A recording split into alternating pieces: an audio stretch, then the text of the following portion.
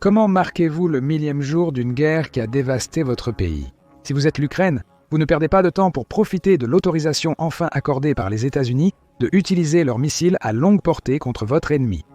Le 19 novembre, l'Ukraine a tiré des missiles ATACMS sur la Russie, détruisant tout sur leur trajectoire. Le président ukrainien Volodymyr Zelensky a envoyé un message clair à la Russie. Nous avons enfin obtenu ce que nous voulions depuis le début et nous n'hésiterons pas à l'utiliser. Des missiles vont voler et il y a des dizaines de positions clés russes à leur portée. Cette première frappe n'est que le début car l'Ukraine prévoit de transformer de nombreux sites stratégiques russes en fosses ardentes sur le terrain. Joyeux 1000e jour d'anniversaire ici, nous allons partager tous les détails sur la frappe de missiles ATACMS de l'Ukraine, y compris ce qui s'est passé et ce que cela signifie pour l'avenir de la guerre. Nous détaillerons également la réponse russe à la fois à la frappe et à la nouvelle que les États-Unis ont finalement autorisé l'Ukraine à utiliser des missiles Army Tactical Missile System sur le territoire russe. Nous commençons par ce qui s'est réellement passé. Le 18 novembre, des nouvelles ont émergé que le président américain Joe Biden avait finalement autorisé l'Ukraine à utiliser des systèmes de missiles tactiques de l'armée à longue portée, qui est un système de missiles, sur le territoire russe. Les missiles menacent clairement le plan de Poutine pour l'Ukraine. En supposant que l'Ukraine a reçu la variante moderne Block 1A du système de missiles, elle est maintenant capable de frapper jusqu'à environ 300 km à l'intérieur du territoire russe.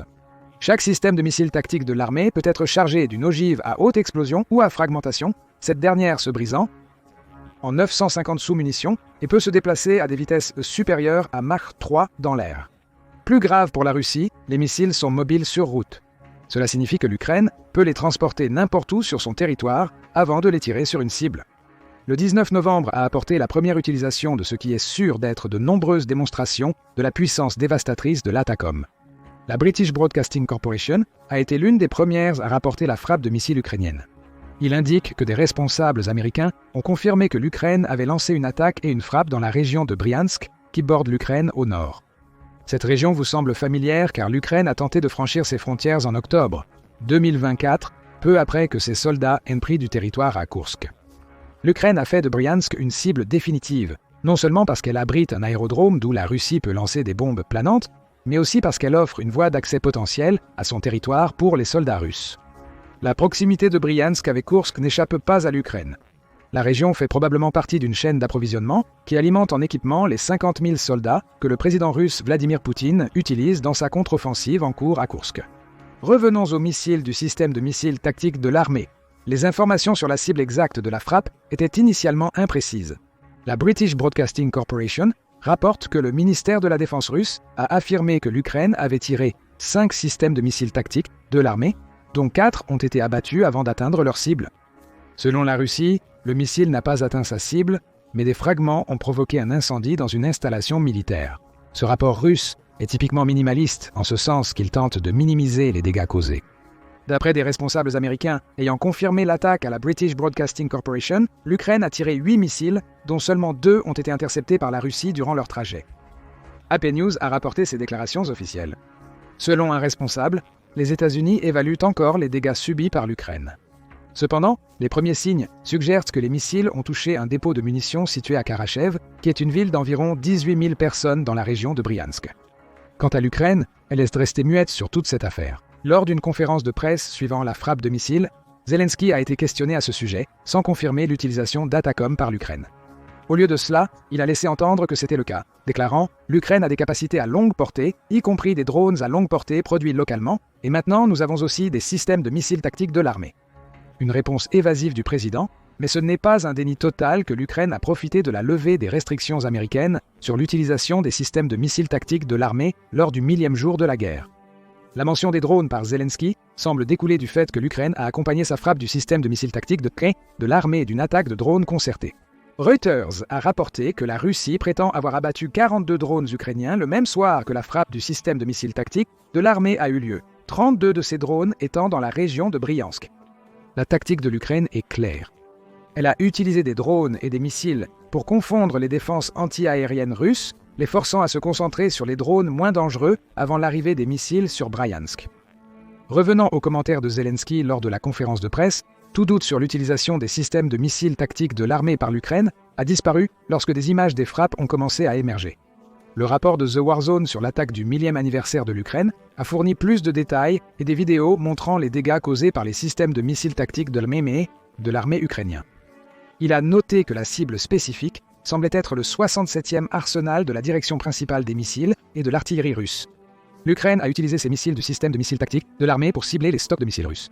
The War Zone a également rapporté des vidéos de la frappe montrant une énorme boule de feu s'élevant au-dessus de la base d'armes, suivie de ce qui ressemble à une série de petites explosions qui auraient pu être causées par la détonation des fragments du système de missiles tactiques de l'armée sur les armes russes. Bien que Zelensky ait été évasif sur les systèmes de missiles tactiques de l'armée, ses responsables militaires semblaient au plus bavards. Selon une source anonyme des forces de défense ukrainiennes s'adressant à RBC Ukraine, les missiles du système de missiles tactiques de l'armée ont été utilisés pour la première fois pour frapper le territoire russe. Une frappe a été menée sur une installation dans la région de Bryansk. Elle n'a pas été détruite avec succès. Les mots « détruite avec succès » indiquent que la frappe a été bien plus dévastatrice que quelques fragments de missiles provoquant des incendies, comme la Russie a essayé de le prétendre. Un autre responsable ukrainien a confirmé au Washington Post que l'Ukraine avait bien utilisé des systèmes de missiles tactiques de l'armée pour frapper Bryansk de nuit. Alors, que signifie cette frappe du 1000e jour pour la Russie et l'Ukraine? L'Ukraine a récemment détruit un dépôt de munitions contenant des armes cruciales. Andriy Kovalenko, chef du Centre de lutte contre la désinformation au Conseil de sécurité et de défense nationale, a expliqué sur Telegram en quoi c'est une immense victoire pour l'Ukraine. La destruction du dépôt de munitions a anéanti des munitions d'artillerie, des missiles air-sol et anti-aériens, ainsi que de nombreuses munitions utilisées par la Russie dans ses systèmes de roquettes à lancement multiples. Ce sont des armes que la Russie ne peut plus utiliser pour attaquer l'Ukraine depuis Bryansk, où elle se croyait en sécurité. Ce sont aussi des armes que la Russie ne peut pas envoyer à Koursk pour soutenir la contre-offensive de Poutine contre les troupes ukrainiennes fortifiées dans la région. En un seul coup, l'Ukraine a éliminé une ligne d'approvisionnement clé et augmenté les chances de ses soldats de résister contre les 50 000 Russes et Nord-Coréens à Koursk. En prenant une vue plus large, le lancement d'attaques par l'Ukraine contre la Russie signifie à la fois un changement dans la nature de la guerre et une possible escalade des deux côtés. Cette escalade a débuté avec la Russie. Nous venons de mentionner que la Russie utilise des soldats nord-coréens dans sa contre-offensive maudite. Ces soldats ont commencé à arriver en octobre 2024 grâce au pacte de défense coopérative bien opportun que Poutine a signé avec le président nord-coréen Kim Jong-un en juin 2024. Poutine avait déjà escaladé la guerre en Ukraine pour impliquer directement d'autres nations avant cette frappe du 1000e anniversaire. La décision de Biden de permettre l'utilisation du système de missiles tactiques de l'armée étant peut-être une réaction à l'implication de la Corée du Nord. Plus inquiétante pour l'Ukraine est une autre escalade poussée par Poutine immédiatement après la décision d'Atakum de Biden. La rhétorique russe s'est intensifiée dès que le Kremlin a appris que l'Ukraine pourrait utiliser des missiles à longue portée sur son territoire. Dmitry Peskov, porte-parole de Poutine, a déclaré que l'administration sortante à Washington entend prendre des mesures pour attiser les tensions autour du conflit suite à l'approbation de Biden. Le ministère russe des Affaires étrangères a déclaré que toute attaque sur le territoire russe utilisant des armes fournies par les États-Unis serait considérée comme une preuve de l'implication directe de l'Amérique dans le conflit contre la Russie. La réponse de la Russie dans un tel cas sera appropriée et palpable. Ces commentaires ont préparé le terrain pour le choix de Vladimir Poutine de modifier la doctrine nucléaire russe quelques heures avant que l'Ukraine ne lance son 1000e jour d'attaque et de frappe. Selon la British Broadcasting Corporation, les modifications proposées en septembre 2024 définissent de nouvelles conditions permettant à la Russie de lancer des armes nucléaires contre un adversaire. La nouvelle doctrine affirme que toute attaque d'un État non nucléaire soutenu par une puissance nucléaire serait considérée comme une attaque conjointe contre la Russie. Et avec cette attaque, les deux États s'exposeraient à une réponse nucléaire de la Russie. Cela représente un changement massif par rapport à la doctrine précédente de la Russie, qui stipulait que la Russie pourrait utiliser des armes nucléaires si un ennemi l'attaquait avec des armes nucléaires ou conventionnelles, menaçant son existence. L'amendement de Poutine envoyait un message clair. Toute utilisation du système de missiles tactiques de l'armée pourrait provoquer une réponse nucléaire de la Russie sur l'Ukraine, les États-Unis ou les deux. Quelques heures après, l'Ukraine a mené sa frappe du système de missiles tactiques de l'armée sur Bryansk. Heureusement, la frappe n'a pas entraîné de riposte nucléaire immédiate de la Russie et les changements doctrinaux de Poutine n'ont pas étonné les États-Unis. Matthew Miller, porte-parole du département d'État, a déclaré ne pas être surpris par les commentaires du Kremlin suite à la publication du nouveau document révisé. Il considère ce changement comme une autre tentative de Poutine pour contraindre et intimider l'Ukraine et d'autres pays à travers le monde par un discours nucléaire irresponsable. Washington n'envisage pas non plus de changer sa doctrine nucléaire, qui considère toujours l'arme atomique comme une riposte à une attaque nucléaire sur le territoire américain. Néanmoins, la frappe Atakoum de l'Ukraine correspond précisément à la nouvelle doctrine russe. Selon la version révisée des lois de Poutine, la Russie pourra répondre avec des armes nucléaires, montrant que les amendements à la doctrine sont bien chronométrés. Reste à voir s'il le fait ou non, bien que le Kremlin ait noté que la frappe de l'Ukraine marque une nouvelle phase de la guerre occidentale. La Russie a raison, ce qui soulève des questions sur l'avenir de la guerre en Ukraine. La frappe ukrainienne avec le système de missiles tactiques de l'armée prouve qu'elle n'a aucune restriction quant à l'utilisation de ces drones sur le territoire russe. Lorsque les nouvelles du revirement de politique de Biden ont commencé à filtrer, certains commentateurs ont spéculé que l'Ukraine ne pourrait utiliser les armes qu'à Koursk. C'était logique. La décision de Biden découle de l'utilisation par la Russie de soldats nord-coréens dans sa contre-offensive à Koursk. Restreindre les ATACMS à la région aurait permis aux États-Unis de justifier qu'ils ne fournissaient à l'Ukraine que les armes nécessaires pour se défendre contre une escalade qui n'aurait jamais dû avoir lieu initialement. Mais le premier coup du système de missiles tactiques de l'armée de l'Ukraine a eu lieu à Bryansk. Donc cet argument tombe à l'eau, ce qui signifie que plus de maux de tête que la Russie aurait pu anticiper arrivent. Selon l'Institut pour l'étude de la guerre, la portée des Atakoum signifie que l'Ukraine a la capacité de frapper au moins 245 objets militaires russes connus en dehors de l'Ukraine. Parmi ces 245 sites se trouvent 16 aérodromes, dont certains abritent les avions russes utilisés pour lancer des bombes planantes sur l'Ukraine depuis l'arrière du front. Il y a aussi 15 objets connus uniquement à Koursk, bien que ce chiffre semble moins pertinent maintenant qu'il est clair que l'Ukraine peut utiliser les systèmes de missiles tactiques de l'armée pour frapper en dehors de l'oblast contesté. La Russie est désormais confrontée à une Ukraine pouvant neutraliser des aérodromes stratégiques, limitant grandement l'usage des bombes planantes par Poutine. C'est un problème pour la Russie. Elle a lancé des milliers de bombes planantes sur l'Ukraine, parce qu'elle peut le faire depuis la sécurité relative de ses aérodromes, derrière les lignes de front, sans risquer ses avions. En éliminant ces avions, l'Ukraine pourrait soulager la pression sur ses soldats au sol, surtout dans le Donbass, un point clé pour Poutine durant une grande partie du conflit. De plus, l'Ukraine peut perturber considérablement les lignes d'approvisionnement russes avec des systèmes de missiles tactiques de l'armée. La frappe à Bryansk le démontre bien. L'Ukraine a ciblé un dépôt de munitions spécifique pour priver les forces russes de missiles et d'obus d'artillerie. Une fois de plus, la pression est réduite sur l'Ukraine, mais cette fois l'attaque peut aider ses forces à Koursk, car ces armes de Bryansk pourraient avoir été utilisées dans la contre-offensive russe dans la région. L'Ukraine peut désormais frapper plus de cibles russes qu'avant, ce qui inquiétera Poutine. Une autre inquiétude de Poutine est que les systèmes de missiles tactiques de l'armée permettent à l'Ukraine de riposter avec une force équivalente aux attaques russes. Pendant toute la guerre jusqu'à présent, la Russie a utilisé des missiles et des bombes pour frapper le territoire ukrainien sans avoir à se soucier de beaucoup de réponses sur son propre territoire. La Russie a profité de ce fait jusqu'à la première frappe de Bryansk en Ukraine. Quelques heures avant que l'Ukraine n'attaque Bryansk, la Russie a mené une frappe de drone dévastatrice sur l'Ukraine, tuant 12 personnes, dont un enfant. C'était la troisième frappe de ce type en 3 jours. L'attaque, utilisant un drone iranien Shahid, a aussi blessé 11 personnes et d'autres pourraient être piégées sous les décombres. Le 18 novembre, un missile russe a frappé Odessa, causant un incendie d'appartement qui a tué au moins 10 personnes et en a blessé 43.